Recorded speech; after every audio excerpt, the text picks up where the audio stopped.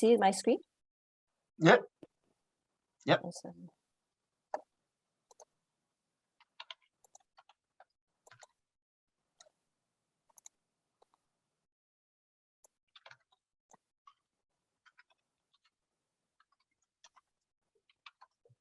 Another Vietnamese, I think, is that?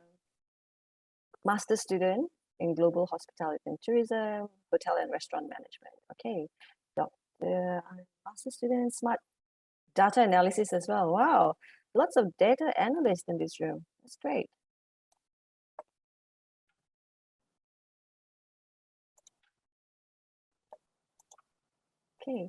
Okay, if you are ready, I will begin.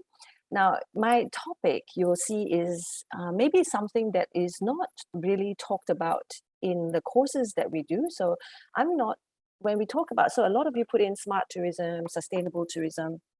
So when we think about these topics, we know that in the UN SDG, the United Nations Sustainable Tourism Goals, there are 17 of them, and 2 of them are related to this topic that I'm talking about. So SDG 5 and SDG 8 talk about gender equality, and this is what we want to cover today. But I want to go a little bit deeper that is related to a lot of you here this morning, those who have responded. You are doing your master's and your PhD. So you are actually generating knowledge, you are creating knowledge, but you are in the process of creating this knowledge, you are also absorbing knowledge. Now, I want you to think about this, and I want you to answer this question at the end of the lecture. Whose knowledge are you absorbing? And whose knowledge are you reproducing? This is the question, right? Whose knowledge are you taking in at the moment? And what are you putting out at the end of your master's or at the end of your PhD? What kind of theories are you coming up with? What kind of theories are you studying at the moment? So the topic of my presentation is on Asians and gender representation in tourism. Professor Khoo said that there are many women in this room, but I see that there are also some men in this room. So the men in this room might be asking, so why am I listening to this lecture on gender? Because gender is not about women. Yes, we talk about women a lot because there is not yet this gender equality, and I will show you why and how. But it is important for men to also be on board, because when it's equal for women, it is also equal for men. It also gives men more opportunities that you are not able to access at this moment. So before I begin, I want to say that the rest of this lecture, in the next 50 minutes to an hour and a bit, it may contain very strong and passionate adult language, and I know that this is recorded, so I ask for your permission to do this, to be my real self, real person. The entire presentation is based on my research, it is based on my experiences, it's based on my reflections, and it's based on my thoughts. So you don't have to listen to what I have to say, and because I understand that it's an uncomfortable topic for many people. So if you feel like you don't want to listen, you can turn off your audio. You are definitely entitled to disagree, and I want you to raise your disagreement either during or at the end of my presentation. So feel free to interrupt me and stop me, or put your questions in the chat box, and we can go through these questions at the end of the lecture. Or if I see them pop up, I will try and answer them as I go. Okay, so definitely do it. If you want to disagree, do it, but do it respectfully, right? We can always disagree, but we can disagree respectfully, and make sure that you back up your disagreement with data. We have a few analysts here. We know that we cannot say something without solid foundation for where the facts are coming from. Okay, so now I want you to look at these pictures and tell me what you see.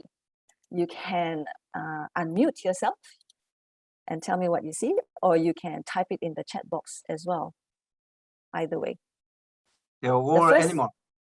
The first person who answered this, Professor Chumo will give them 2 bonus points for the exam. Yeah, they are all animals. They're animals. Anybody? What a nonsense.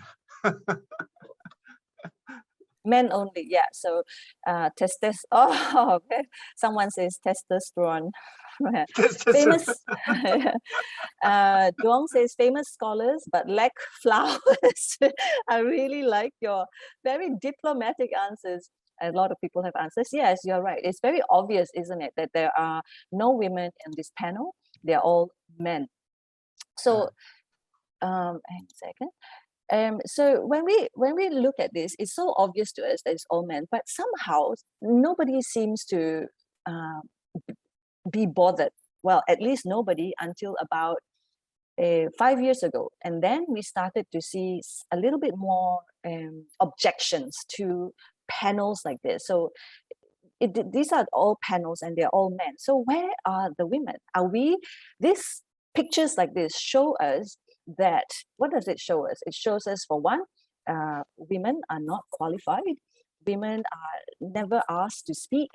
Is it because women are never asked to speak, or women are too busy to speak? Like, what does it tell you? There are 45 of you or 50 of you in this room. What does this picture tell you? You can again type it in your chat box. I'm asking for a lot of questions and I want your answers, because your answers help me to shape the next my next slides as well, how I present my next slides.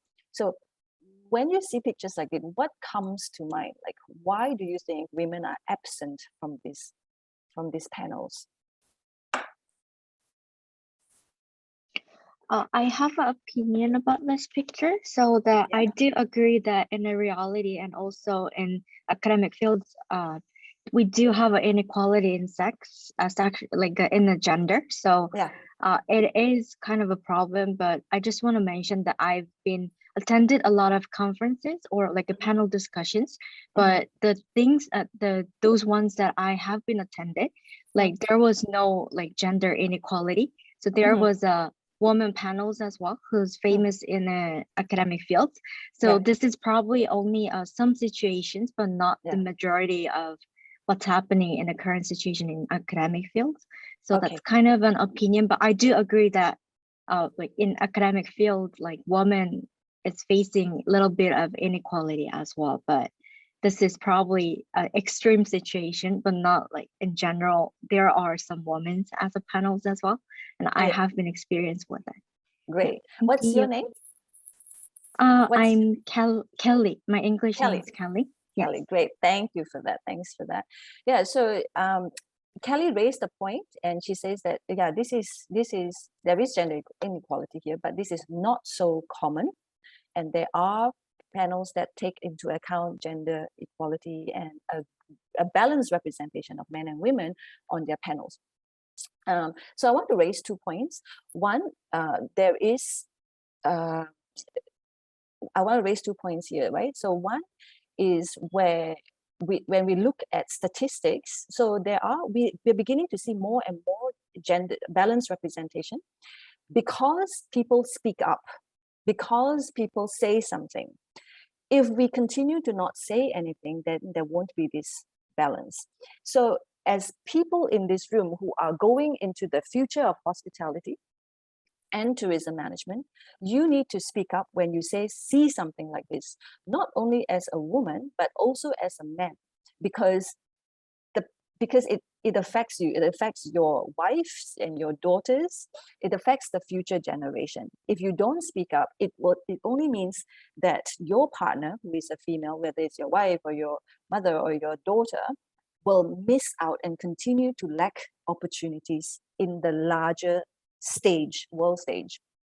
Number two, it doesn't only happen in academia, it happens in the industry as well. So if you look at the hotel industry, people in the hotel industry in Asia Pacific, women form majority of the workforce in hospitality and tourism.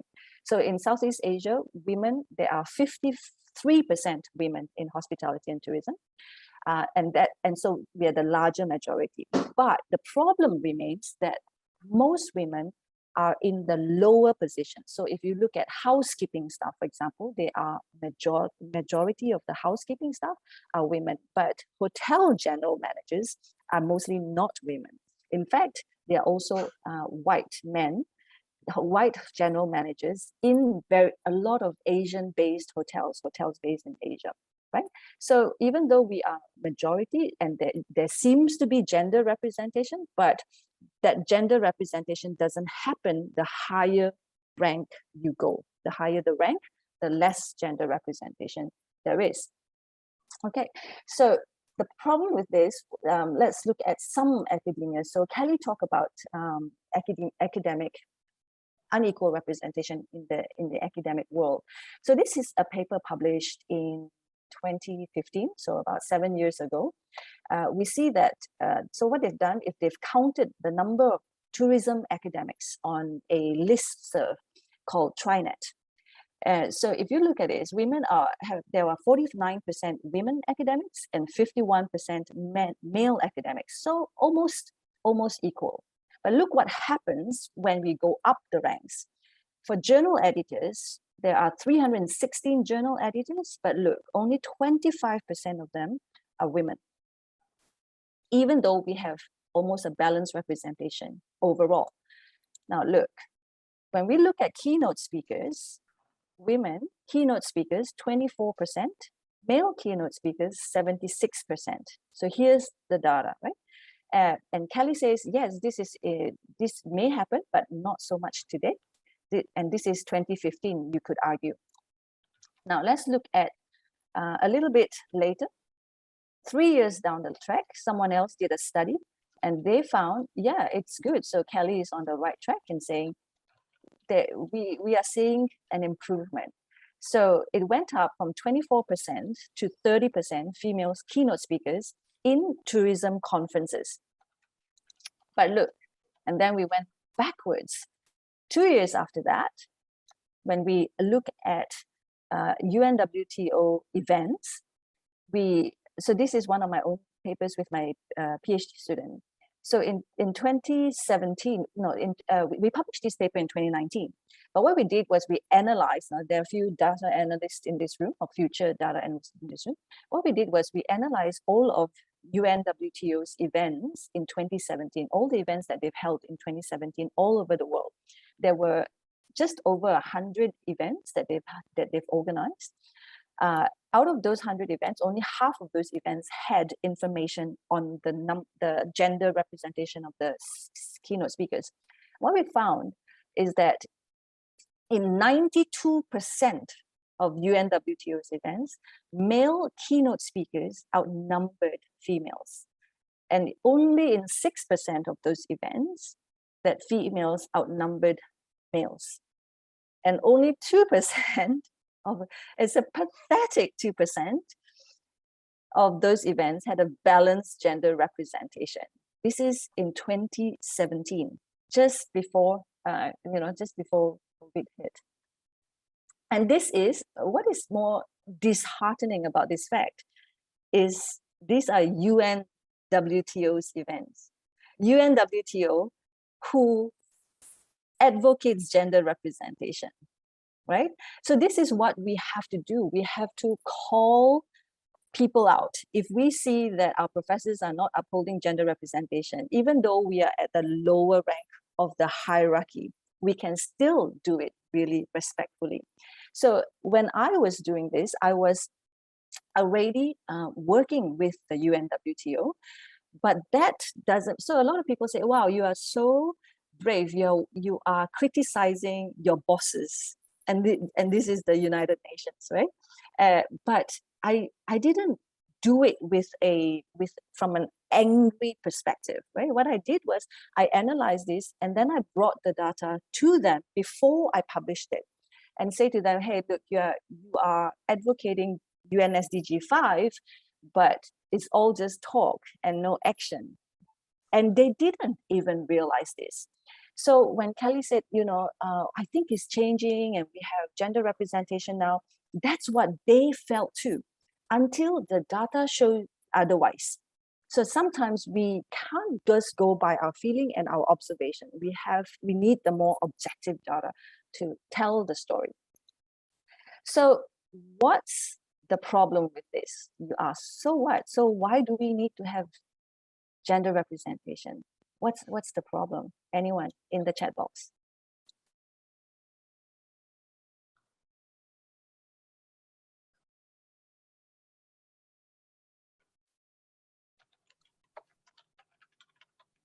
Why do you need to sit in this room listening to me talk about this? Why is it so important? Jongwoo says, women can easily get pressure to give up her own future steps to focus on their own home care. Exactly. This is exactly, you are so right. And this is why we have that leaking pipeline. So you see that there are so many of us at the bottom, but as we go up, there are fewer and fewer and fewer. Exactly what Junwoo just said. We don't understand what's happening on the other side. So then the men who are in power, they don't understand. And so they continue to be in power and they continue to choose people who are like them, meaning people who are men, people who look like them, act like them, behave like them. So then we don't have changes in policy. So it continues to be like that, to be so entrenched. Jungwoo says, that's what I'm facing now. Really good. Thank you for sharing your experience there. Okay. Catheryn, so yeah. Have you heard about this sentence? Woman's enemy is woman. Yes. What do you think? Really good question. Yeah, so this also, the women's enemies are women. Yeah, definitely, because there is some truth to it, but I think there's less and less of that now because of this awareness of women in leadership. So I think women's own enemies sometimes are created because the women who are in leadership have been groomed by men. So even though they are women, so not necessarily we want to see only women in leadership. It's also about the style of leadership, whether it's masculine or whether it's feminine. I can put you as a man in leadership, but you have a lot of feminine leadership qualities, meaning to say you are sensitive to the needs of the working women. And that is actually better than sometimes putting a woman who has very masculine leadership traits, who think that, oh, I made it, so should you. I made it without any help, and so should you. It's more dangerous that way. Also, women never used to support other women because there are so few places up there. And so they're all competing to be up there, you can imagine. But now, with so much awareness on women in leadership, and women are now told to support other women, because the more women we have up there, the better it is for us as an organization. So I think there is some truth, but it's changing for the better. But yeah, great sentiment there, Jomo. So the problem is, if we continue to have this, then women will continue to become invisible. So when we are invisible, nobody will see how good you are. You can be really good at getting a job done better than men, but if you're not in the position, the job is not going to be done your way. It's not going to be done in the most effective way, which is what you could have done. And so someone said this to me, someone said to me, if you can do the job and you have not been chosen to do the job because you are invisible, then it is your responsibility, because you haven't made yourself visible. People don't know who you are. So you need to make yourself visible. And it is your responsibility to do that, because you have a community to serve. People want to listen to a person like you because they can identify with you. They have other role models. You can say that, oh, there are other women doing the job, but those other women don't look like you. They don't have brown skin like you. They don't have fair skin like you. They are, so other women who look like you need to see you up there. And if you don't do it, then you are doing them a disservice. And that changed the way I saw myself in academic leadership. And I hope that for so many of you sitting in this room, that you'll start thinking about it that way too. Most of the time we think, oh, we're not, women in leadership have, in women leadership programs, if some of you have attended it before or you will be attending soon, you will, they always say things like this, like women have this imposter syndrome. We always think that we are not yet enough.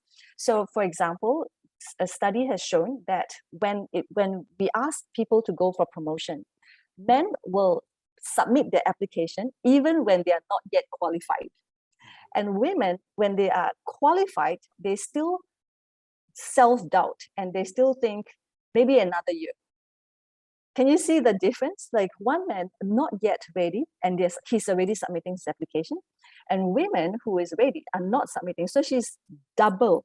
She's been disadvantaged twice. So we say now to men to not miss out on potential. You know, if just because your female employee hasn't put her hand up for promotion doesn't mean she's not qualified. So men, as leaders, if you're a good leader, you should be looking out for potential, right? For someone in your team who can grow your team. So if you didn't see this, if you didn't see this person and you didn't promote her, then she can't do the best job for your organization. So you're missing out. And obviously, I don't have to tell you what the disadvantage is to the woman herself. The other problem that we have is called the merit. You know, people say things like, oh, but surely, I get this a lot. People always say things like, we don't want to promote women just because she is a woman. We want to promote people based on their merit, right? The meritocracy myth.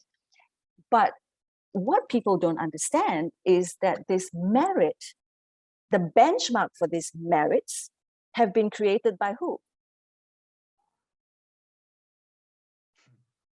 Right? They have been created by men. So these benchmarks, this set of criteria to succeed, to be promoted, have been created for women to fail. For example, when I say, like, say, for example, in academia, right? In academia, you are meant to be, say, for example, publishing. You're meant to be publishing in A-star journals, say, 5, 6, 7, 8 papers a year. But if women carry a lot of the tasks, the university administrative tasks, for example, counseling students, going to open homes, women undertake a lot of these nurturing characteristics of the university job. Therefore, they have less time to publish. But the criteria for promotion is publications. So women automatically lose out. But if we change the merit, the merit of promotion to, okay, some publications, but also counseling of students to success, then the women has fair play. But at the moment, meritocracy is a myth because we haven't looked at how we talked about merits, right? So when people say to me, oh, we don't promote women just because we're women, it's based on merit. And I say, rubbish. It's just a very quick, lazy way of discounting, of putting your responsibility on yourself. It's no accountability. It's the quickest way to say, this is who we want to promote and we want to promote it this way. It's not really reflecting on how we do things. Am I making sense? If I'm making sense, put Y yes in the chat box. Type Y in the chat box. Just to show. Catheryn, I have my opinion. From time to time, I argue with my wife. Yes. And she said to me, you are very much a male-oriented person. Mm-hmm. And so I said, I'm angry at her response. Anyway, I said, when we invite faculty members, or when we try to promote faculty to the tenure track or tenure position, something like that, we measured publications and quality of publications and number of publications. So I said that is fair, but my wife said to me, you know what, women's lack of time, and they have to support family members, educate their kids, and participate in the family business, whatever. And they have enthusiasm, but systematically is not easy for them to get enough time to write a good paper. But I said, wow, but it's a professional game. So how can we consider all kinds of that background and environment at the same time? Yeah. So we argued that kind of points. What do you think? Yeah, so definitely a great platform to begin with. The fact that you two can talk about this and discuss this is a good start. So you are right. We can't take into, there's so many factors to take into account. Then someone will come along and say, like, I don't have time because I'm looking after my father or my mother or whatever it is. But this is where I will talk about later when we talk about intersectionality. So it's not, when we think about feminism and women, it's not just about women. I mean, gender, it's not just about women. It's about the intersection of color and race and ability, physical ability as well. So it's a good point to begin thinking about this, and we can change our systems slowly. So like you say, when what your wife raised is so true, and this is what UN Women and UNWTO have come up with, is the policies on unpaid work, so unpaid work at home. So when you guys start to think about it, Jomo, you and your wife, have you then started to say, okay, so at home, who takes on the main bulk of domestic work, of unpaid work, of childcare work? My wife. Exactly. So if you then now, if that hasn't happened, if gender equality hasn't happened at home, then you can't begin to even think about all the other factors, because all the other factors are smaller compared to this one, which is so persistent, right? Like gender is 50-50. Is the most persistent. So we're tackling this first. And then once we can wrap our head, our mindset, our awareness around this, then it automatically happens for the other factors. For example, physical ability, for example, ageism, for example. We also want to talk about ageism, skin color, for example, the geographical location of some scholars. For example, our African scholars are not taken very seriously. Right, so I only see 1, 2, 3, 4 yeses out of the 45 people in this room. Does that mean the 41 people didn't get it? That I didn't make sense? If I don't make sense to you, type N in the box. If I make sense, type Y for yes in the box. So I should see a lot of Y's and N's in the chat box. Just to make sure that I have all of you in this room. No need to be sorry. Great. Thank you, everybody. Okay, awesome. Right. Okay, now look at this picture.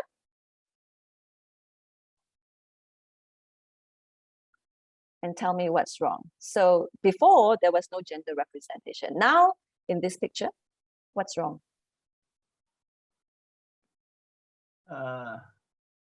Minorities men. Yeah. Yeah. I think the races, like there's no Asians and probably not like Black people. Right. Majority is white. Mm-hmm. Yeah, you're right. So majority is white, and also we are featuring only the right types of women, the women who are white, the women who are based in Anglo-Saxon societies, women who are very privileged, who have money, who have status, right? And so are we trying to say that when we want to talk about the impact of COVID-19 on tourism, right? And the title is trying to make sense of so much or so little data. Are we saying that only women of these positions know about the impact of COVID-19? So whose voice are we not taking into account? The people on the ground, the people who are experiencing the impact of COVID-19, why are they not here? Because they are not seen as having knowledge, but they do. They have experience and they have wisdom because they are on the ground doing the work. Why haven't we invited at least one of those women in here? The same thing when we see conferences happening in Asian countries. We always invite people who are seemingly, we say, oh, they are experts in the field. So, and this is even more problematic because we call certain people experts and certain people are not seen as experts, even though they are. Right? So if you are interested in some of these things that I am beginning to raise here in this room, there are really, really good papers out there. For example, there's this one here, published in 2019. And this is on the westernization of knowledge and the homogenization of knowledge, meaning to say that knowledge that is produced so far tend to be all the same. They tend to have the same perspective, just called different names. The names are different, the variables, the constructs are called differently, but the perspectives are the same. And this is I'm not saying that Western knowledge is not great. It is good, and we have progress societies, right? But what about different perspectives, some more diverse perspectives, so that we can do things differently and hopefully more suitable or more relevant to the people that we impact. I began to realize this when because I'm a Malaysian and I grew up in Malaysia. I taught in Malaysia. I went to universities in Malaysia, and then I went to a university in New Zealand and then in Australia. So I saw the extremities of working in an Asian university, of studying in an Asian university, and then studying and working in an Anglo-Saxon universities in an Anglo-Saxon country. I saw these differences, and this is where I started to reflect and think about how we can do things better. So, for example, the researchers for this paper say Eurocentric educational and academic systems in Asia and Africa. And Asian and African are former colonies. We have been colonized by Western societies. Made sure that the colonized would, even after their so-called independence, we have gained our independence. Yeah, like Malaysia has gained their independence from Portugal, from the British, from who else have colonized the British? And the Portuguese mainly. And we gained our independence in 1957, and yet our education system continued to colonize us in different ways. And we stay dependent upon the West for answers and solutions. We import experts from the West. We, in a lot of our manufacturing plants in Malaysia, in a lot of our universities, we want to see white faces because they so-called sell the degree. We have collaborations with universities in France, for example, or in the UK, for example, because those degrees are perceived as better degrees, even though they are taught by the same people. Right. So I would like you to begin to think about this and to begin to ask the question, how is Asian knowledge really that inferior? Is it really not that great? Or is it because we Asians also tend to perpetuate this superiority of the West? We invite speakers from the West. We put them on our editorial board as advisors. We hire them as our general managers. We look to them for advice. We put them on big committees, right? And as a result, those that are seen, that have this intimate knowledge of whatever issue you're trying to solve, that wisdom of those people is not there. What about, or even like old traditional wisdom that have existed in Asian countries and dynasties for a long time? They haven't been brought into the building of theories for tourism. And I think it's time to do that now. There is more awareness today for us to do that. And there is definitely a lot of intelligence, a lot of smarts in many of our Asian scholars. There needs to be collaboration. Also, you know, I also noticed at the start, this is probably about 10 years ago, where a lot of the papers that come out are written by white people researching Asian issues, Asian-related issues, right, in Asian countries. And this used to really, for lack of better word, this really used to make me so angry, make my blood boil. Like in Asia, in Malaysia, for example, people would come to Malaysia and they produce reports about how we should be doing things. And those reports are very generic, you know, it comes from a very Western perspective without an understanding, intimate knowledge of the nuances, the everyday complexities of living in Malaysia. And so the solutions proposed were not going to work. It's just a waste of money hiring them in as consultants or as researchers because they simply don't understand it, because they haven't lived in the country for a long time, because they haven't, you know, like researchers come in for field work and they go away. Now, there are some really good white researchers who are entrenched in the society, who really want to understand. They live in the country for years and years and years before they actually see what the problem is. And then they want to include the voices of those people they research, really include them, and not have this air of superiority, like I know everything. Like those are the kinds of researchers you want. So when I'm preaching this, I'm not saying that, oh, Asians are the best and Asians should be doing Asian stuff. No, there should be more collaboration, more understanding of diverse perspectives for everybody doing this. The same for Asians going to another country. We also want to understand what are the differences, what are the similarities, what can we bring to this new context, but what can we also take on that is good from this context to building better theories. Okay, so I talked about this research and knowledge about Asian and African countries, right? And if you can see from these kind of webinars, you know, where we talk about recovering COVID in African countries, in Southeast Asian countries, you see a lot of white people speaking on the topic. Therefore, it enhances and entrenches and just this idea that the West is better is persisting, not because of the things that the West do, but the things that people in the East do. We are the ones who are doing that. So Chumo, back to your question, you know, women's are women's own enemies, Asian are Asians' own enemies.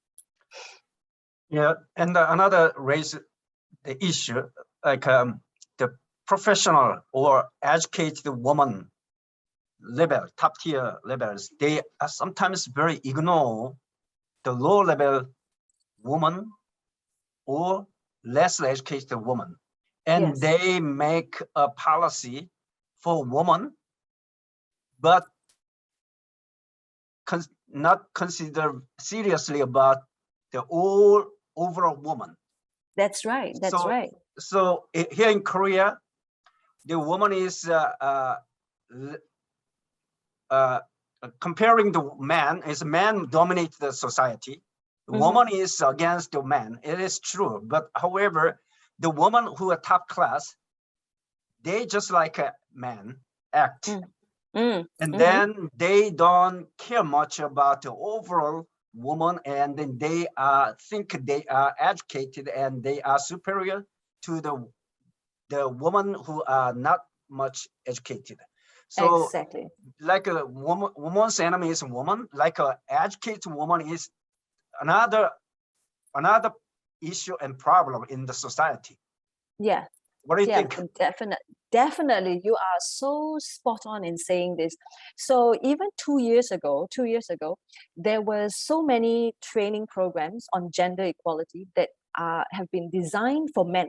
So people are saying, oh, men should attend this. But actually today, so UNWTO is going to be releasing an online course on gender equality awareness.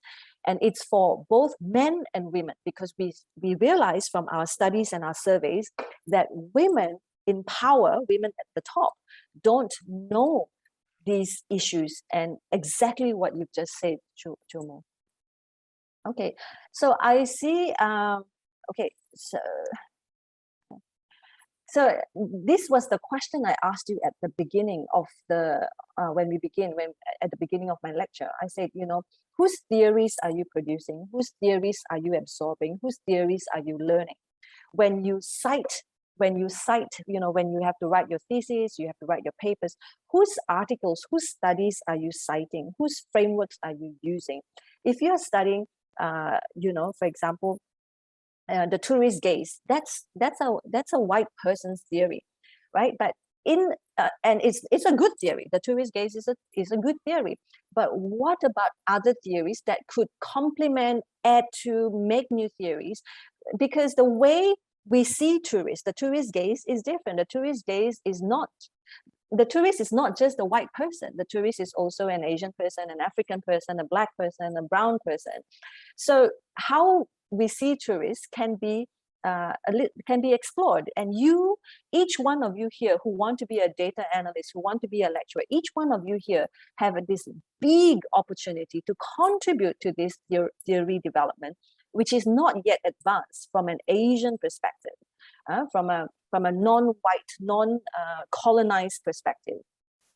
So I would encourage you to begin looking at this, to explore it a little bit more. Read articles in your own language and see what is missing in what's existing at the moment. The way we publish our papers, you are sitting in South Korea. I am now sitting in Vietnam. But Vietnamese whose first language isn't English, Koreans whose first language is not English, we are still publishing in English. So already we are disadvantaged, right? Like in that sense. So I noticed this these extremities, like I say, when I was working in Taylor's University in Malaysia about 10 years ago now, when I was working at Taylor's University. So what happens was, when I was working at Taylor's University, English is not our first language. And we didn't have access to scholars like you do. I think Professor Chumo here is doing a great job for you guys, because he's bringing in international scholars into your classroom. When I was teaching in Malaysia, the people, the students, the researchers, we didn't have access to international scholars because they were so expensive, right? To fly them in was so expensive. At that time, we didn't have online sessions. So they didn't have access to that. But also we didn't have access to library databases. So how do you begin to learn how to write? But because we didn't write in English, English wasn't our first language. So writing in English makes it so much more difficult to publish. And there was no help. There was no English help. Then when I went to Australia, and when I was at Griffith, I noticed the difference. In Australia, where people speak English, where everything is taught in English, we still have English help for researchers, and we have funding. We give each researcher $1,500, $1,000 Australian dollars to have their manuscripts proofread by a native speaker, right? So I'm already speaking English. I'm now writing in English, and I have an English proofreader paid for. So how can I not succeed? How can I not succeed? And so when we talk about meritocracy, when you want to say that, oh, the person who publishes the most should be acknowledged, should be promoted, it's rubbish, because they have all these advantages where I don't even have a crutch to walk while I'm crippled, right? So don't talk about meritocracy. It's a myth. There is no meritocracy. Talk about the structures of inequalities and how we can push good people up. Some people are sitting in this room, they are good, they have the knowledge, they just cannot express it in the English language. What help are we giving them to get their thoughts out there, to get their papers out there, to get, to get them on the stage to speak about this? Maybe it's a collaboration, maybe if I don't speak very good English, but I have this great idea, I could partner up with someone who speaks it, and we can go on the stage together. So for one of my conferences that was supposed to happen before COVID, what we did was we deliberately chose Asian and African scholars, and we pair them up with another scholar. So instead of promoting just a white scholar or a very old professor, we also promoted two people to stand on the stage next to each other. So that's how we want to try and balance up and try to encourage more diverse perspectives into building knowledge. Now, this is a white guy, and this is a very aware white guy. So I'm not saying, so this is hard for a lot of white people. When I talk about this, white people sometimes get offended. And I see that there are some white students in this room. I would be very interested to hear your feedback. But I'm not criticizing white people. This is one point I want to make, right? I'm not criticizing white people. And but what we want to do is to balance up. There is not enough Asian perspectives, there are not enough African perspectives, Black perspectives. And so this Richard Dyer, he is a sociologist and he's white, but he's a very aware white. He's a very, someone who has ethno-relativism and white relativism in his works. And he says white people set the standards of humanity by which they are bound to succeed and others are bound to fail. And I say this the same for men, for gender, right? Men set the standards for performance and promotion by which they are bound to succeed and women are bound to fail, right? They create all these standards that advantages them, for which they have an advantage of. Does that speak to you? So at this moment, I want to stop for a moment because I've spoken quite a bit. I want to stop for a while and I want to hear what you are feeling at the moment. Can you write down one word to describe how you're feeling at this moment? One word in the chat box. How are you feeling?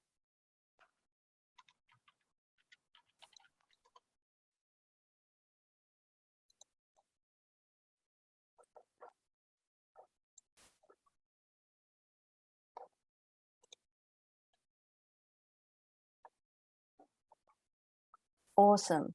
Really good. Some more?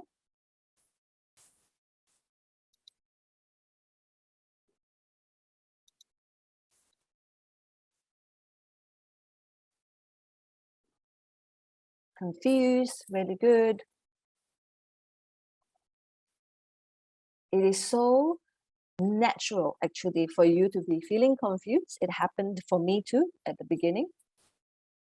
And confusion is a good place to begin to understand, to begin to question. Really good. So responsible, confused, finding someone is speaking that are not often discussed, great.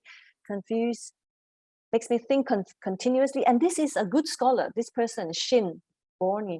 It makes you think confused continuously. This is a really good, you have the characteristic of curiosity, which will make you a really good researcher and analyst, thinker, scholar. Awesome. Some more? Others?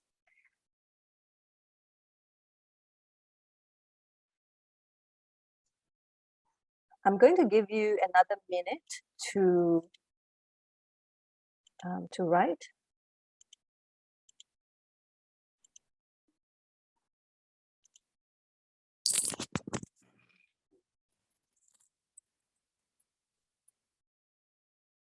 Keep putting your answers in. I'm reading them.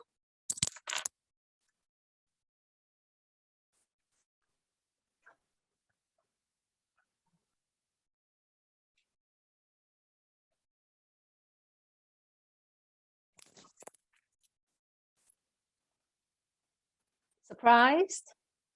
Really good.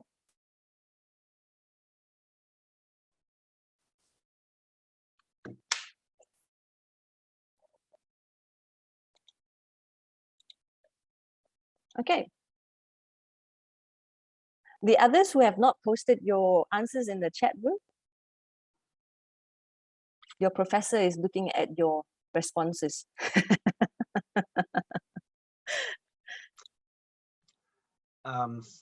Many of the students are just sit quietly. Yeah. I don't understand it at all. But anyway, many of the students is the online platform, they are just turn on the video and sit quietly. But yeah, in the past you can sit quietly and we won't see you, but now we can see you in the chat room. Yes. Weak. Okay, so let's look at this. Let's look at this. So now I wanted to share with you what Professor Chu Mo said before about when he was introducing me. He said, I was a field expert. I was a consultant for the United Nations World Tourism Organization, or UNWTO, as we in the industry knows it.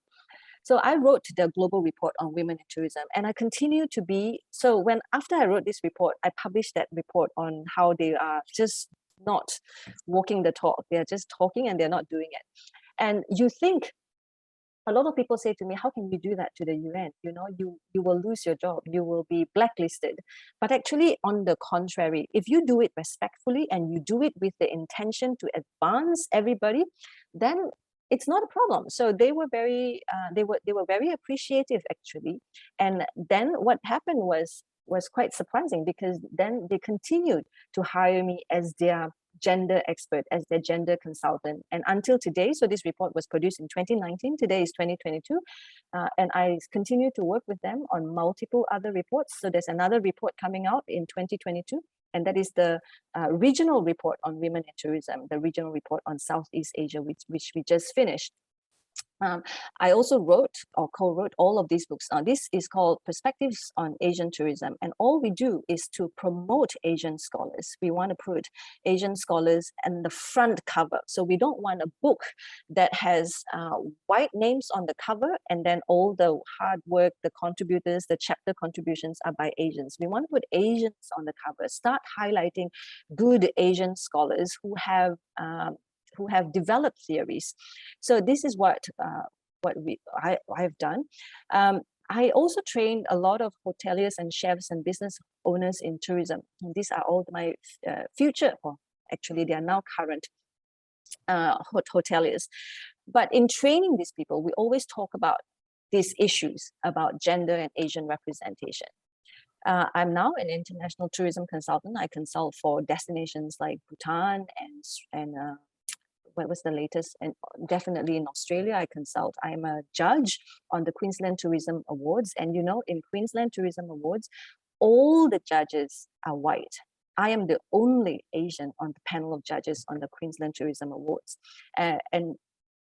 And it's hard because a lot of times when you speak for others, your voices are not heard. And this is why I want more people to come in, just like how women at the top. If you're one woman amongst 12 other men making decisions, the men are not going to pay you any credit unless they are very aware and very sensitive, right? So you need more women up there to support each other, to lend support. It's the same as for Asian scholarships and Asian representation of Asians at international committees.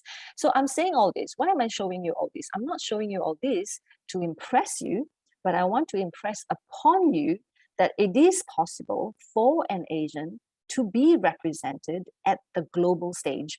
And I want to encourage each one of you in this room to do that, to take your space in the world, to take your spot in that committee if you want it, to be that representation for your people or the community that you want to serve, because they need to see you.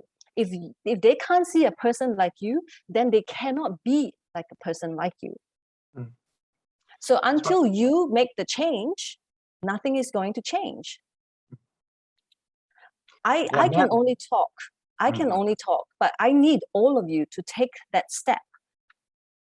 So, Professor Catheryn, you're a minority of, you're comparing to the man, you're a woman, so you're a minority. And yes, comparing to the white Caucasian and then academia, so you're Asian, you're a minority. Yes. Comparing to them. So, but however, you speak English well and well-established professor in Austria. So even though you come from the minority side, but you become one powerful woman leaders who represent the all women and their minority groups. So which means you are advantage now. Yes, I'm an advantage now, and I realize this. I have this privilege now, and what am I using this privilege for? Well, how am I using this privilege? So today I want to use this privilege to empower other people who I was like. I was like you. I was like you sitting in this room. I was a woman and I was Asian and I was not seen and I was not visible. And now I want to be able to pass on this knowledge to promote more Asian scholars and more women. Okay, And so this is what I do. I speak internationally. And, you know, when you speak, a lot of people say to me, you know, when professors speak, the industry people don't really pay serious attention. You know, industry and academia don't talk. When an academic talk in an industry conference, they all shut down. When you know, so there is no, but it is time now then to question, why is this and why do people say this? And it is not true. It is only true because academics don't speak industry language. But so we need to make that shift. When we speak at academic conferences, we want to talk about theory development and knowledge production. But when we speak at industry conferences, we want to talk about how our research translates, can benefit them in the industry. And this is why people say to me, you know, when professors speak, they speak for free. Universities don't pay professors to speak. And I say it's rubbish, because if you don't get paid for your experience and your expertise, how can you be taken seriously? In industry, people get paid thousands of dollars to speak for an hour. And the more they get paid to speak, the more they get invitations to speak, the more seriously they're taken into policy development and decision making. So this is also what I'm very passionate about, and that is promoting Asian expertise in the global stage. So you need to be paid to speak when you need to be paid when you open your mouth. So women, so what I'm trying to demonstrate through those points is that women and all Asians, even if you're not a woman but you're an Asian scholar, and this, you know, I say this because my topic at the moment is Asian and gender representation. But if you're a white person, but you're a white person who has a lot inside you, who have your knowledge, your thoughts and everything inside you, but you don't speak because of whatever reason, because you've been shut down by men before, because you've been poor and nobody, you know, gave you any attention or take you seriously, because you've never, whatever reason. This is the same point that I want to make, that people will not see you until you make yourself seen. You have to make yourself visible. Only you are responsible to make yourself visible. This world now, this world of technology is so cluttered with information, and Instagram and social media, everyone is clamoring for space and attention. And if you just sit there quietly in the background and think that someone will notice you, you have the biggest ego in the world, because you feel like you're just going to be found. You feel like you're so good that people will just notice you. It doesn't happen like that. You have to promote yourself. You have to point yourself out to people. You need to contact that journalist and tell them about your good work. They then can promote you. And from that point onwards, then it starts to happen, right? That's why I try to contact you and invite you, even though I didn't meet you. Right.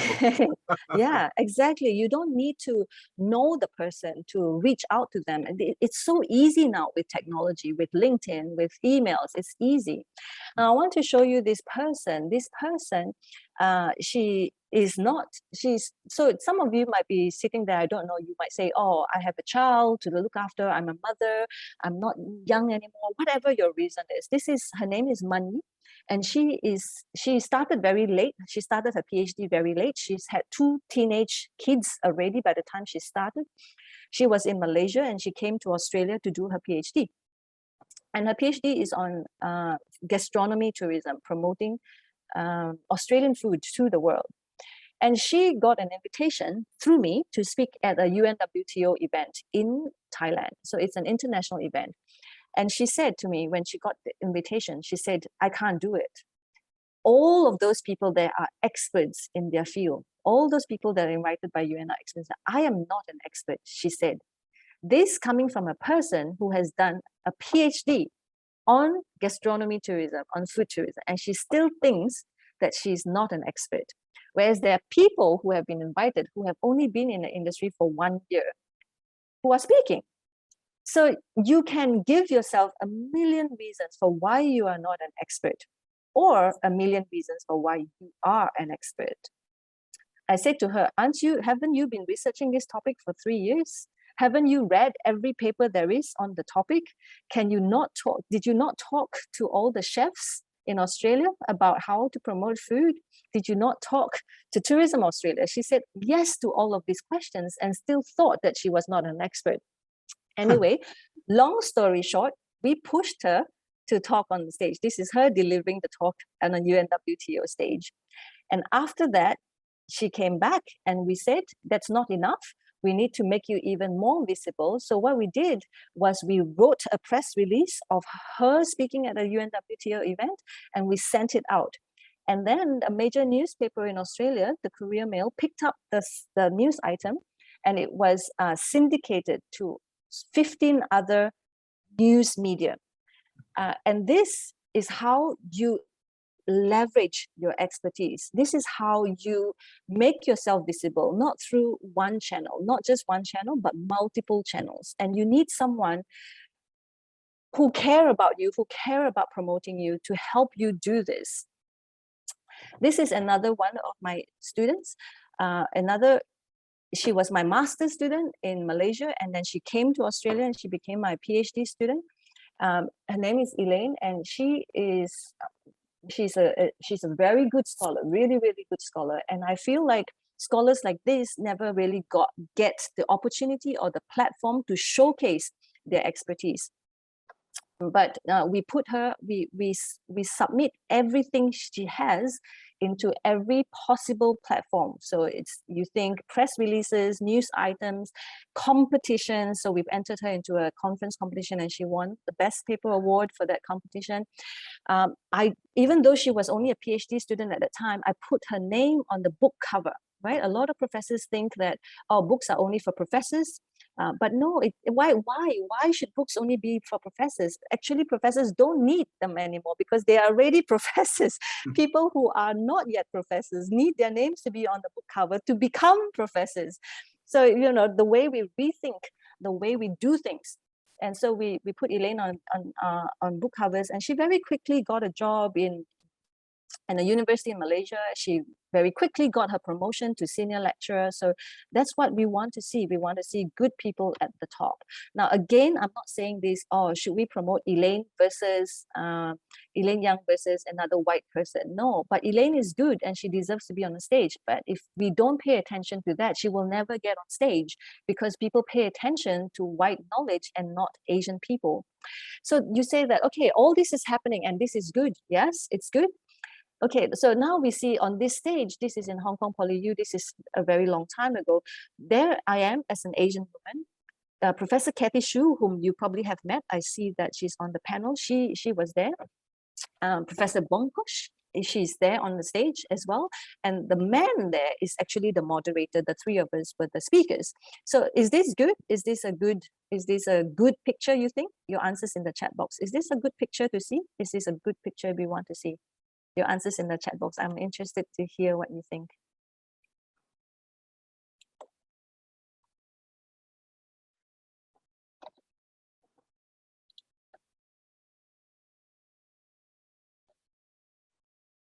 Good change. You want to say it's good change? 2 more answers. I didn't get it. Sorry. Kelly says not good. No, my question is, with this picture, you see 3 Asian women on the stage as experts. Is this a good picture? Kelly says not good. Why not? Held in Asia. Yeah. Korea, Japan, and South Asia. So they are majority, and then they leading this conference as a main Asian leader. Mm-hmm. So Kelly says not good. Maybe we can ask Really? Kelly why she says not good. I don't know. I probably misunderstood what you meant, but like the equality, you're talking about equality, but this picture just doesn't really mean equality as well. And I don't know what this conference was about. Yeah. And so this is a initiate connecting opportunities now. So that it was more like, I'm not sure like what exactly you were talking about during this session, but then it says opportunities. So like having it feel like for me, it feels like the opportunities for a woman. Like so it's more about so I don't know, like I probably misunderstood the picture, but I thought at the very beginning I thought that it's not a good picture because it doesn't really talking about equality and like treated in the same way as a man. Okay, really good. So we want gender representation. So if we want gender representation, then we need to look at the panel. And so it would be ideal to have 2 male versus 2 women, right? Like that's what we want.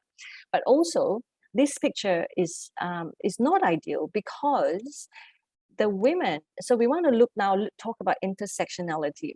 Where are these women from? So they are, so I'm originally from Malaysia, Professor Cathy Khoo, and then Bongko, she's from Thailand.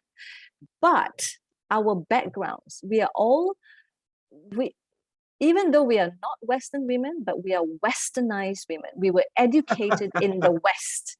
We are educated in the West. We use a lot of Western theories and we talk about Western theories, right? So this is an awareness that is like 2nd level, 3rd level. Right? Once we have the gender representation, we need to now look into intersectionality and who is it that it doesn't, it like surface, you know, like I'm a woman, that's surface.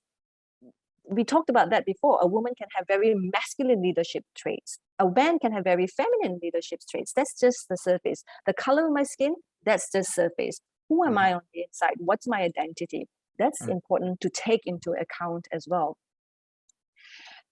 Okay, so this person, she's written a book, and this is what she said: whiteness has become so attached to the symbols of privilege, wealth, and status that it no longer even needs European-derived white people themselves to perpetuate it. We Asians can perpetuate whiteness. Yeah. So something to think about. So what can we do? What can we do to talk about? What can we do to begin to address all these issues that we've been discussing? So the first thing to do, which is really, really important, the first step is to acknowledge it. Acknowledge that it is there, and acknowledge that we all have implicit bias towards it. Even until today, when I'm promoting diversity and gender representation, and I still catch myself having bias towards certain people from certain regions, certain geographical. It is important to acknowledge, stop, and say, hang on, what are you doing here? What am I doing here? Right? How am I going to do this well?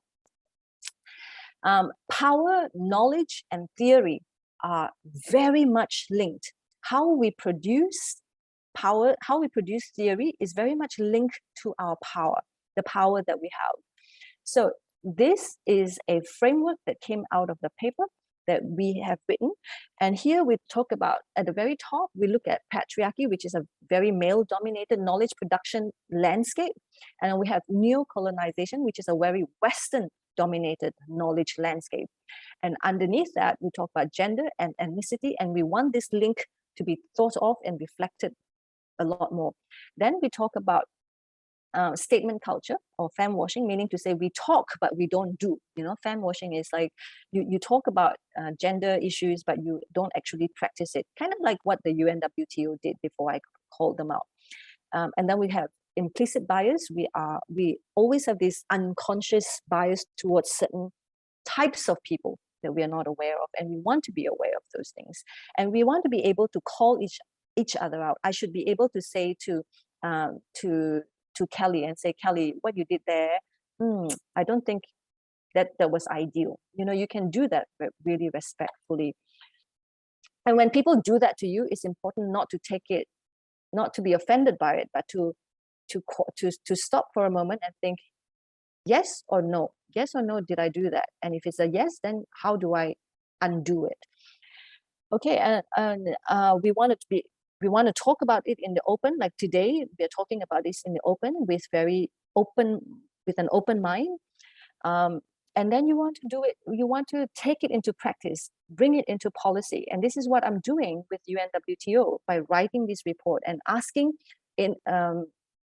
industry stakeholders to embrace gender representation, to embrace, to show us, don't just talk about it, show us your numbers. Where are the women in your leadership board, in your boards? And from an individual perspective, your attitude, your prejudice, your behavior, the things that you do, we can all question ourselves on how we can do this better. This same paper that we talked about, they recommended something that we can all do. And they say that in our daily professional routines as teachers, as supervisors, as administrators, as managers, as well as researchers, reviewers, community builders, as parents, we can talk to our children about this, as mentors, as decision makers, we could all play a role in propelling change. How I'm practicing this is in everyday professional practice. So in Tourism Management Perspectives, which is the journal that I'm leading, we the very first thing we did was we changed our editorial board, and we included people who are from, initially at the very start, if you look at a lot of journals, many of the editorial board members are big professors with big names. But we don't have a lot of big names on our editorial boards because big names don't necessarily do the work. Big names are just there for them. And so the people who actually do the work, they don't get the names, but they need the recognition, right? So we, on our editorial board, we have people from all geographical locations. As much as possible, we want to represent people from all geographical locations, but definitely people from different career stages. So a lot of early career researchers don't have this opportunity to be an editorial board member, but with TMP, we even have this program called Aspiring Career Editors, and we take people who don't even yet have a PhD to begin to intern as a editor, and we put them on our editorial board. We have, bring you in. Of course, if you're willing to put in the work, we will. Special issue 2017, we had a special issue on Asian representation and Asian knowledge. That's the one that Elaine and another colleague in University of Queensland, they came up with that special issue. We have other subsequent special issues that are headed by Asian scholars or even white scholars who understand Asian representation. So like the three scholars before, Paolo, he's a white man from Italy, and so he understands these things. Richard Dyer, who was the sociologist, he's white, but he understands these issues. And these are the things that we want to bring to the fore.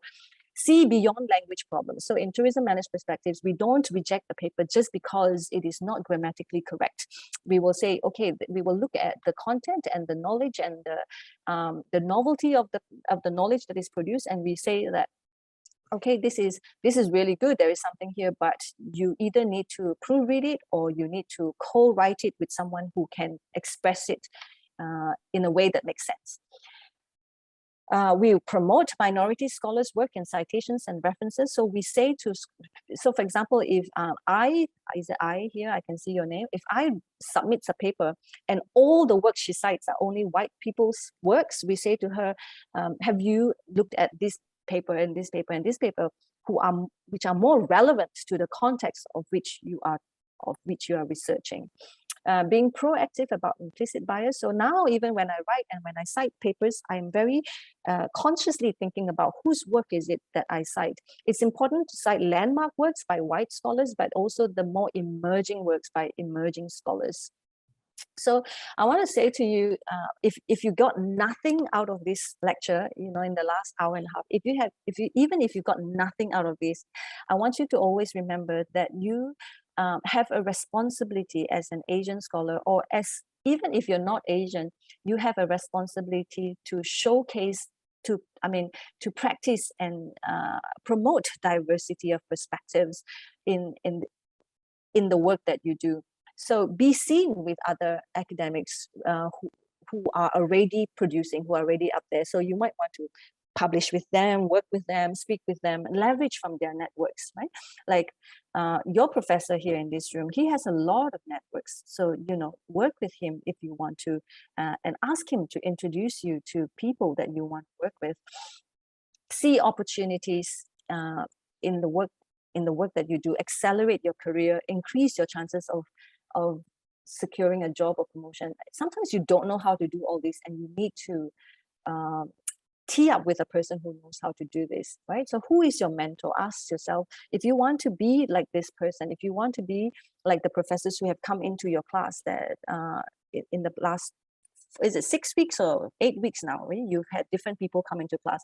If there's someone that you would like to, that you have an affinity to, then reach out to them, ask them questions, ask them if they're willing to mentor you. Do they have time for you? But it has to be mutual. Do they have time for you? And what's in it for them? Like, why do they want to help you? They have so little time and so much to do. I want to show you this person.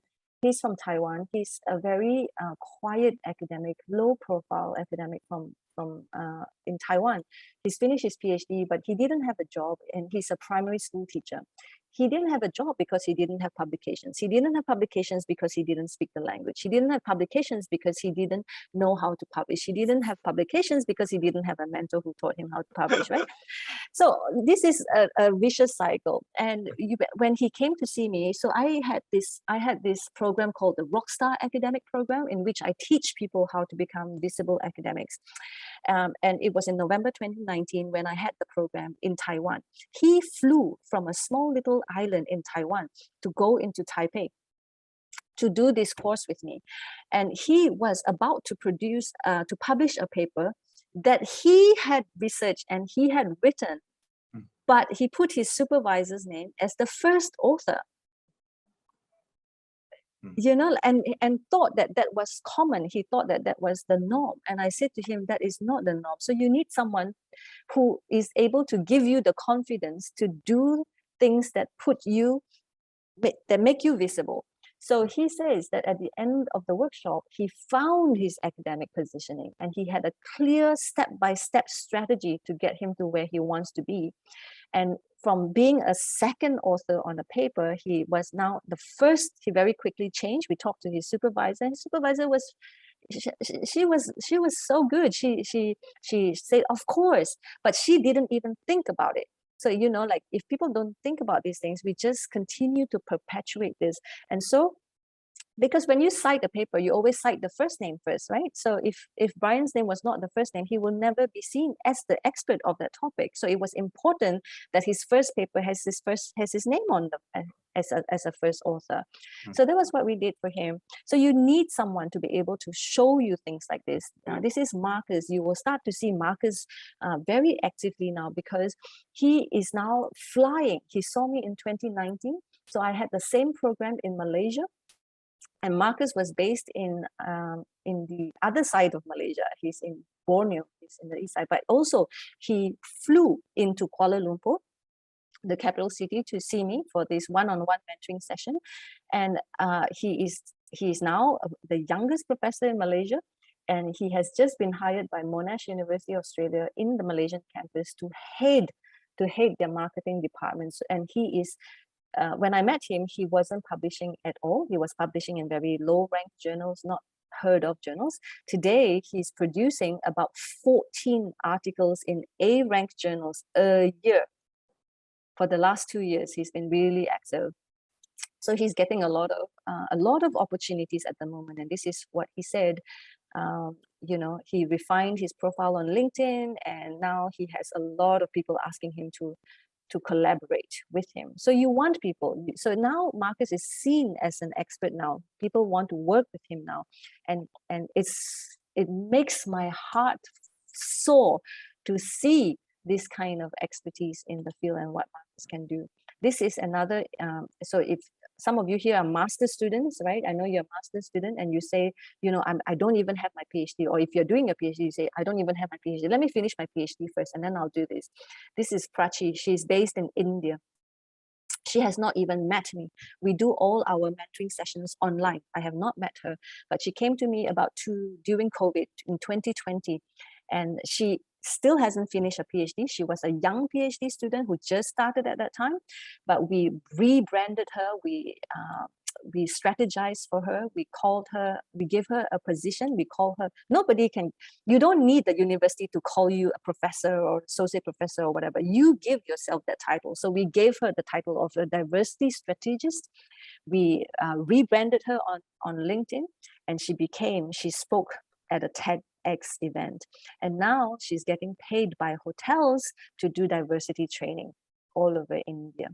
And she's doing great things. If you want to connect with her on LinkedIn, you can look her up on LinkedIn. She's just been asked by LinkedIn to become their top 10 content creator in India. How amazing. Like, do you like that story? Tell me if you like that story. If you like the story, put L or put like in the chat box. Just so I know you're following me. If you like the story of these people, put like in the chat box. Awesome. Great. Okay. This is Mona. Some of you may have seen her. I'm not sure. She spoke for you guys. She spoke at Kyunghee University once, but I think she spoke at the the geography, the Department of Geography. She gave a guest lecture one. So Mona also still hasn't finished her PhD. She's about to finish soon. But you don't need to finish your PhD to start establishing yourself as an expert. So what we did for Mona is we identified conferences that she can speak as a keynote speaker.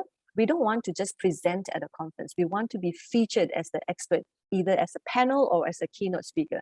So we got Mona in to be a keynote speaker for the Sustainable Tourism Africa Summit, where she talked about her topic, which is empowering children in tourism. That's her topic. And from there, she spoke at, so because I'm affiliated with UNWTO, I can always get people speaking gigs at UNWTO. So both she and Prachi was speakers at the UNWTO conference late last year.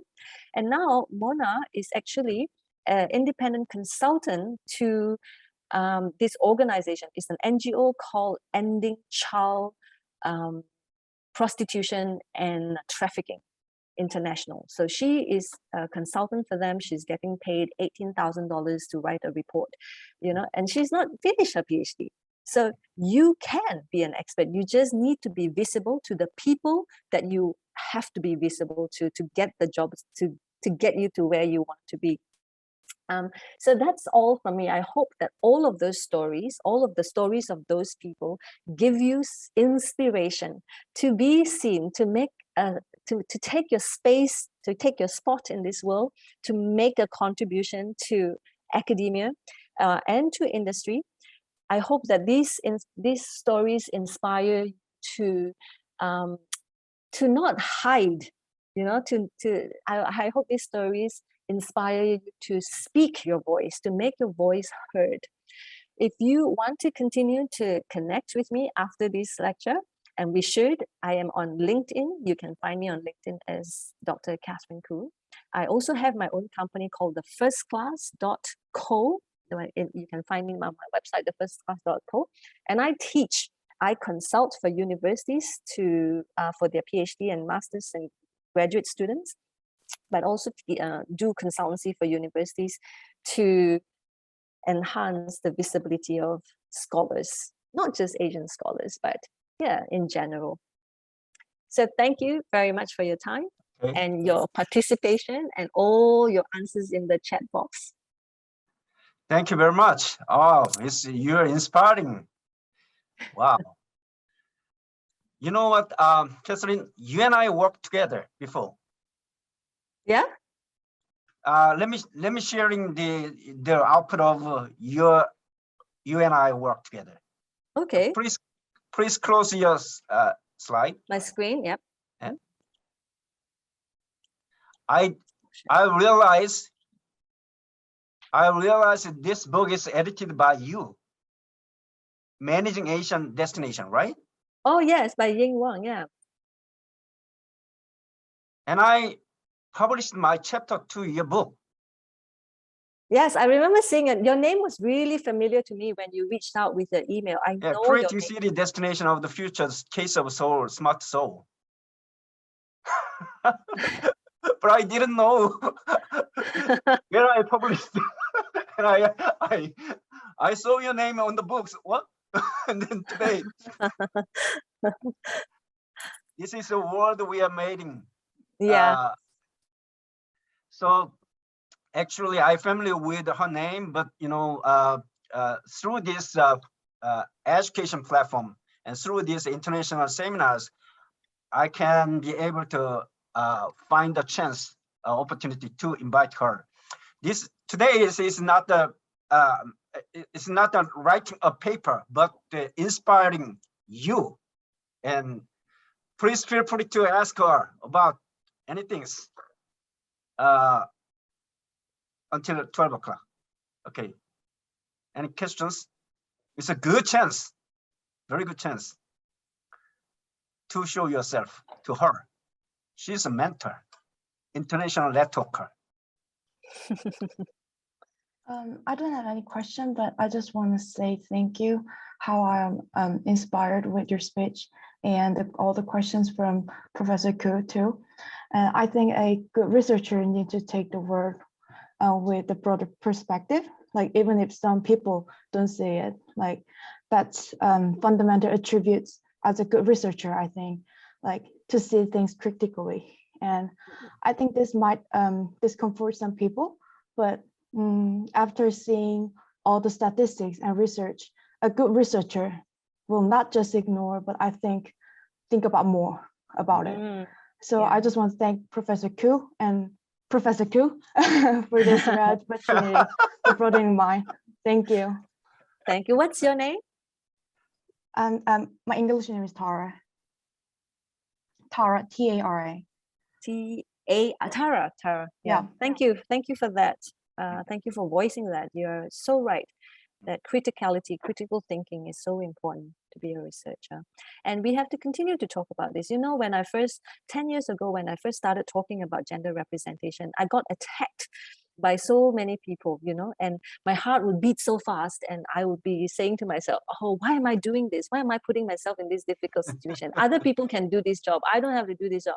You know, people will come up to me and point fingers right at my face like this. And it's like, you should stop talking about these things. And, you know, like I put so much hard work in this, and you are talking about my conference not having a gender representation. You are spoiling all my hard work. You know, people get really offended.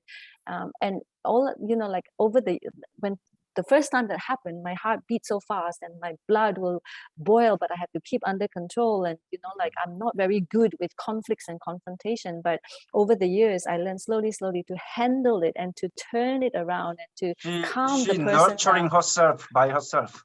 Nurturing. but it takes courage. It takes courage because you are a minority, and you're speaking on a very difficult topic. But you need to have this belief, but also the belief alone is not enough. You need to have a tribe. So I had some people behind me who I can go to and say, you know what happened today? I got scolded by this person and this person, and then they will say, and then they will encourage you and motivate you and, you know, console you. So you need these people behind you. This your tribe members are important. Hey, Amat, she's from Myanmar. A geographically very interesting place. Now, can you say something about today's, you know, the lecture? Okay, first of all, I really thank you for bringing new insights with the wonderful presentations, and I got a lot of takeaway from your presentations. The one I really want to ask is like, what makes you started interested in those kind of field, just like gender equality? Yeah. That's such a personal and deep question. It's a personal experience. I experienced so much of gender inequality that works against me. When I was young, my parents brought me to this temple, and the person, you know, the priest in the temple said to my parents, he said, if she, meaning me, if your daughter was a son, she would go places. Meaning to say, unfortunately for you, she's a girl. You know, so he's actually acknowledging that I have a lot of potential and really good, but I can't go places because I will. So that was the first point that made me really angry. And then it was working in Malaysia, and then going to New Zealand, and I saw how much access to things I had that I didn't have in Malaysia. And then it was then working in New Zealand, and then going back to Malaysia to work at the university then to see how lack we have in Asian society, in Asian countries. We don't have so many things that the West have. And so how can we even compete? So all of these made me really, really angry, you know. And then when I was a woman and I presented myself in front of a committee of men, and the humiliation I got when I wasn't taken seriously, you know, that I was already an associate professor, and someone said to me, that is not the right question to ask, young lady. you know, like, so condescending. He would never say that to another man. And then another situation where I presented, you know, I prepared so many weeks for this presentation, and I went to this presentation to pitch a contract to this HR manager in a public listed company. And at the end of the pitching, you know, as I was pitching, he was smiling, he was, you know, nodding. So I thought that he was getting it. And, you know, like in my mind, it's like, okay, this is going good. I prepared for this and I worked hard for this and I'm going to get this contract. And at the end of my presentation, he turned to me and he said, "Will you like to be my girlfriend?" And I was so offended. I was like, what? I was so confused. I didn't even know what it is he was asking. Like, what do you mean? I didn't talk about anything. I'm talking about work. Why are you asking me? And I walked away humiliated, you know, like I walked up because I was young at that time. I was in my late 20s. I walked away and my heart was pounding. I was angry, but I was also ashamed, you know. I was angry and I was ashamed. I was like, what is happening here? What the fuck, you know? Sorry, pardon my language. And I was natural language. I was so mad. But you know what? Someone said that I was so mad for years and I couldn't, I was so mad at myself too, because I didn't say anything to him at that time. I didn't slap him. I didn't complain about him. So I was ashamed at myself for not doing anything. And now when I look back, actually, it's not so bad because I walked away. I didn't say yes. I didn't say, oh, I'll go out with you for dinner in order to win the contract. I had the power to walk away, you know. So, but it didn't come. This realization didn't come. And so like all of these things made me want to work in this space. I don't want my daughter to be in that space again. Any questions from students? Sabina, you are the majority of the world, the Caucasian and the woman in white. Can you say something against her opinion or? Like, I agree with, oh, sorry. I agree with everything that was said. Like, to be honest, I took an internship in Korea actually, and I could kind of see the advantages and disadvantages of it.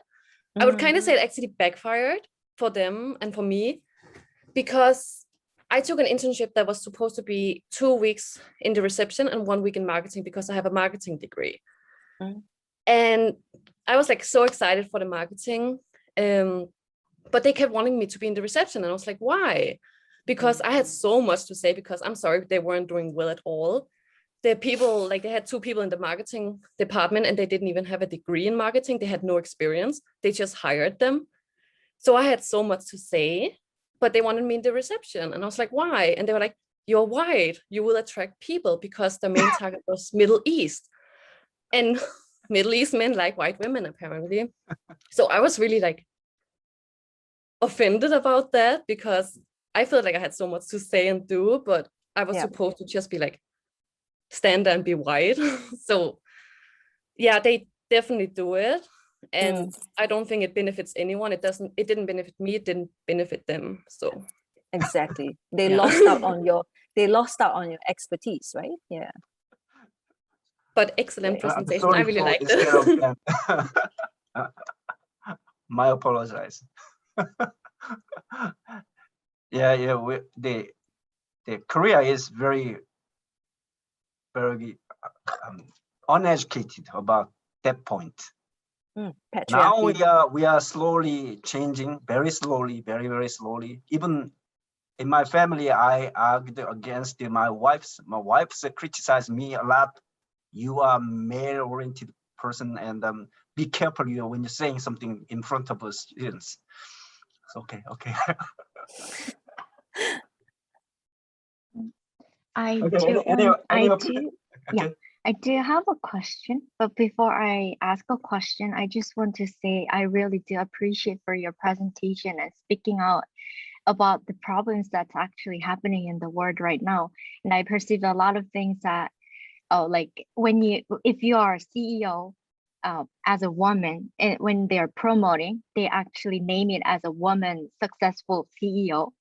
While when men is succeeded, they don't never mention that there are men, so that the society actually perceives successful women as an outlier in a society, and that's like a standard that we have been made. And then I think what you're saying is very meaningful, and that it's really great process of changing the world actually, and I do really appreciate about that. But when you ask me a question like, how do you feel about this presentation, during the presentation, I said confused, because what I have been experienced was a little bit different what you were talking about, because I'm grown up in a Western country as well during my high school life. And then most of the community that I belongs to never judged me on a gender or race, but they perceived me as a human being and then as a friend, so that I never experienced any inequality while I was living with like a Western people in a Western country. So that I was a little bit confused, and that was like,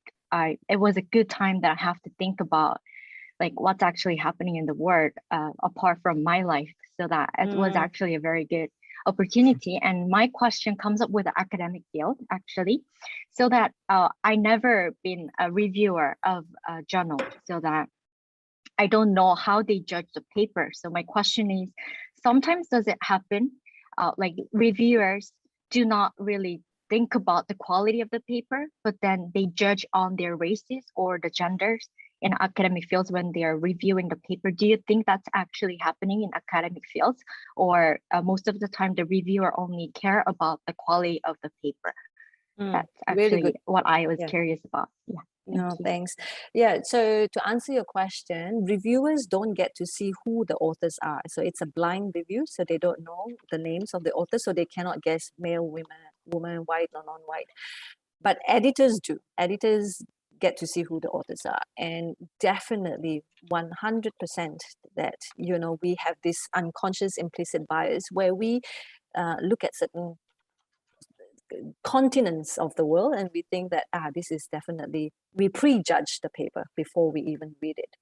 So there's definitely bias, and it's real. But we how many editors realize this and stop before they can reject the paper? I don't know, but I always have to I catch myself doing that, and I do that.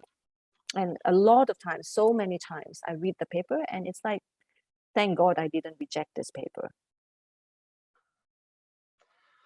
You know, Kelly, you know, submitting paper and reject the paper is my life and her life. It's gonna be your life. So don't worry about the one paper. Okay, a lot of cases happening unconsciously, consciously, it doesn't matter. You keep working on it. Okay. Any questions from? Yes, I have a question. Yeah. Thank you, Professor Catheryn. Okay. I think that you more than just an inspirator. That I feel like you are fighting for and women's and equality, and I think that's great, because maybe the people experience this problem in different culture, maybe differently, because the way that they approach to the problem and in different cultural contexts. And but I think that I'm gonna ask a question related to I mean your success, maybe, because I feel like it's not that easy to be successful like you at the present. And could you like just inspire our young researcher in the future? So because I know that be at the back of your, I mean, like behind your success, there's gonna be somebody who support you or who inspire you. Like now, you just inspiring us, for example. So now let's share a little bit about your personal like successful story. Yeah, Yeah, So sure. So I actually I pay for mentors. So you know, in the academic scene, the universities kind of assign you mentors. So for example, when you're doing a PhD, you have your supervisors, or when you are a junior researcher or a junior faculty member, you have a professor who is like your academic supervisor. So we have that, but these people are assigned, and it's, you know, in their workload, and it's not, they're not specific to you. They just do it because they have to. So they're free, right? So when people do things for free, they may not be into it, right? But so I opted, I look at industry because I work with industry. I look at industry, and industry people, they pay for mentors. They pay for life coach, right? So I actually paid for some of my mentors. I paid for my mentors who then have an invested interest in me. And so they will tell me things that I am not doing right. So sometimes when, you know, like in the university system, we're too polite, you know, we're saying, but we don't actually dare to say what exactly is wrong and what you should be doing, because we're not paid. But when I'm paid to do the job, I want the best for you. And so my mentors, they do that for me. So I paid, my mentors are from everywhere. And actually, you know, I paid for a woman mentor and I paid for a male mentor because they give different perspectives. So, you know, the person who, you know, that story of how I walked away because he asked me to be his girlfriend after I presented. It took me 20 years to get over the shame, because it was my mentor who said to me, actually, you don't have to be ashamed because you didn't say anything to him, because you walked out because you had the power to walk out. So it was my mentor who empowered me like that, or otherwise I would have just stayed down there, you know. So you need good mentors who are invested in you, who want you to succeed, and who will say your name in a room that will not say your name. You know, in a room when decisions are made and promotions are made, you want someone in there that represents you, that promotes you. You want to have that ally. The other person is who you choose as your collaborators. Who are you working with? Sometimes the people you're working with take advantage of you. They take a lot from you, but they don't give back the same. So you want to choose people who are good people, who put in as much as they take away from you. So choose people you work with very carefully. In my early days, I wasn't very careful with choosing. And now I realize that. And the people that I work with now, they make my career go faster. You know, instead of, you can do this work for 5 hours, or you can do this work for 5 minutes. You can do this work and get there with a lot of struggle, or you can do this work and get there without a lot of struggle. So we always think that hard work and struggle and all that, yes, you work hard, but you don't need to do it unhappily. You can work hard and do that hard work really joyfully, because you have good people to work with. So choose good people to work with. Yeah, I think that's very good advice, but you are smart to find a correct mentor, right? So yeah, but yeah. What was the question? Yeah. What was the question? Yeah, no, yeah, I think you answered my question already. But yeah, I think because you said we should choose someone correct, like mentor, the person to work with, to collaborate with. Yeah. But I think maybe the opportunity that doesn't come to us at the right time. So we keep like enlarging our network. So until we have good like co-workers in the same area, so we can progress our research area. Yeah, thank you for the advice. Yeah. No problem. No, you reach out. You know, my mentor said to me, it's not, don't ask the how question. Don't ask, how do you do this? How do I become an editor? How do I publish? How? Don't ask the how question. Ask the who question. Who can help me to publish? Who can help me get there? Who can? And then when you identify the who, you just reach out to them. You just reach out and you just introduce yourself. You reach out to 10 people. 5 people don't answer. Hey, you still have 5 people who answered you. And out of those 5 people, 1 could be a really good person to work with. And that is enough. Yep. You don't need a lot of good people. 1 person is enough. Wow, good. I'm going to ask you from now on, who bring me to the top? Changed my life. Changed my life. This question changed my life. Okay. Another question from Konamin. Why you didn't speak? Because I'm so impressed. So impressed to shut your mouth. Well, it's not question, but I kept thinking about myself that maybe I have been how can I say it, like westernized myself, like voluntarily to like impress the Western people to get into the like majority and acting and thinking and being one of them, but without notice.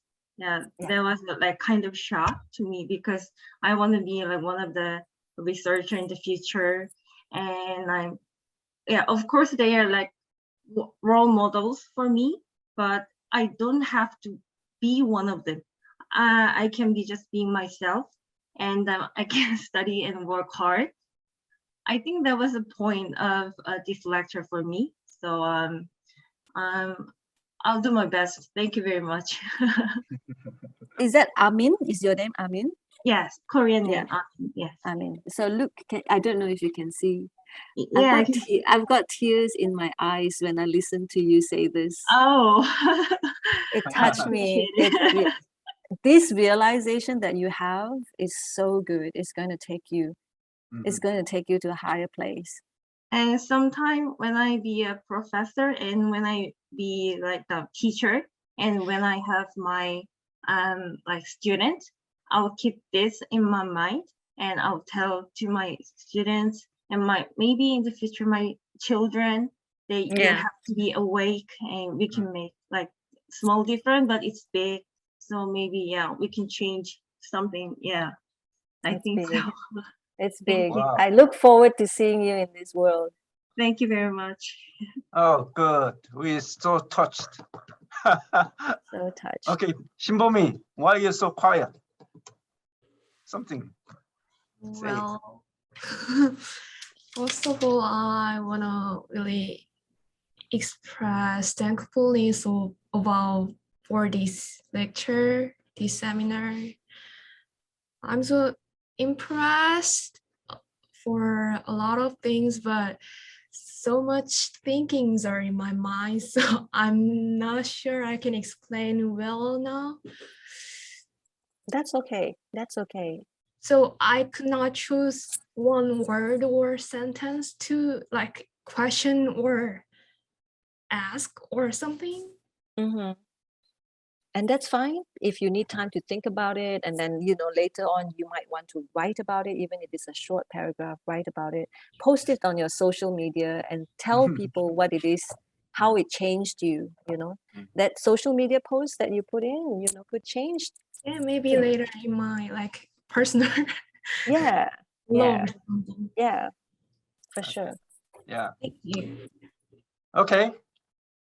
Any other students? Hi, Doc. I actually have a question. Speak up, please. Hello? Okay. Go ahead. Well, I have a question. I thank you for your presentation. I also have huge interest in the gender equality. And I am, in fact, a fan of Jordan Peterson, if you are aware of him, of course. The thing is that now the gender equality is becoming, people are misunderstanding about the gender equality, and many in business manners, it's becoming a huge issue because people are discussing whether is it fair to give 50% to women and other 50 to male, regardless any skill sets or other special incidents, regardless. So my question is that in tourism industry, are the people in the decision making positions or the industry itself, is it mature enough to make a decision or come up with a guideline to suggest the right way to understand the gender equality in a way to approach into humanism eventually. So what's your idea or experience upon that? What's your name? Jong-suk. Jong-suk. Really good question, and the right time to ask this question, and the answer is no and not yet. And that's why the UNWTO has now come up with a project. It's a big project called Center Stage, and Center Stage has the name because it's putting women center stage in all the things that they do. And it's a project that started last year and it's ongoing. And one of the things that they have done actually that we have completed is coming up with a guidelines, as you said, for number one, the public sector. So the public sector like governments and destination managers and all of this. So the guideline for public sector, and another set of guidelines for gender mainstreaming. So making gender equality a mainstream issue for private sector. So if you think of all the hotels and airlines and all of this, so we've come up with two different guidelines, and they are now being distributed to member states. And what we're doing now actually is to design a course based on these two guidelines so that people can get free online training to do this. It's a 1-hour online course and everyone's encouraged to do it. And when you do it, you get a certificate. So that's what. So at the moment, not yet. There's no more, not yet this thing that you're talking about. But we are heading towards that way. And the aim is to get everyone, decision makers, to understand these issues and to implement them. Okay. Hello. 1 minute left. So Professor Catheryn Khoo, can you say something to our students? Something. Yeah. Something. You know what? I want to say something lastly. You all of the students here are sitting in South Korea, and they're very isolated, small, not small, but local. But today we can meet Professor Catheryn, and we can have a chance to get her arranged to your personal mentor or my mentor as a colleague. So this is a so wonderful, seminar. From now on, you have connected with her. It's up to you. Okay, thank you very much, Catheryn Khoo, and look forward to see you next time again. Definitely, I need you. Thank you, Jim. Well, thank you for having me. Thank you for having me in your classroom. Okay. Thank you very much. Thank Bye, you. everyone. Have a good day. Bye. Bye.